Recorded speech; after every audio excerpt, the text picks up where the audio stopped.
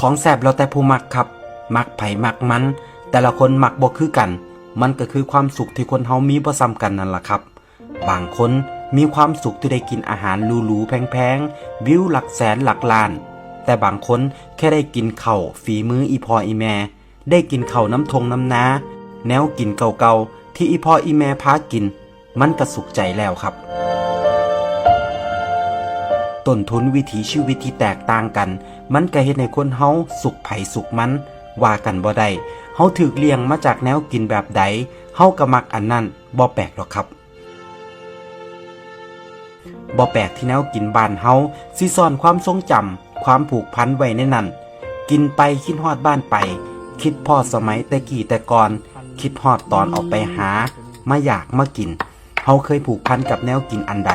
ไปอยู่ไกลบ่ได้กินคือเก่าเฮาก็อยากหวนคืนกลับมากินมันอีกแนวกินหลายอย่างมันกลายเป็นภาพแทนของไทยบ้านเฮาเลยก็ว่าได้ครับแค่เห็นข้าวเหนียวส้มตำลาบก้อยข้างทางหรือแนวกินอีสานบ้านเฮาอยู่ต่างถิ่นเฮาก็คิดฮอดบ้านแล้วแต่เชื่อบ่ครับมันบ่แซ่บสำกับมากิน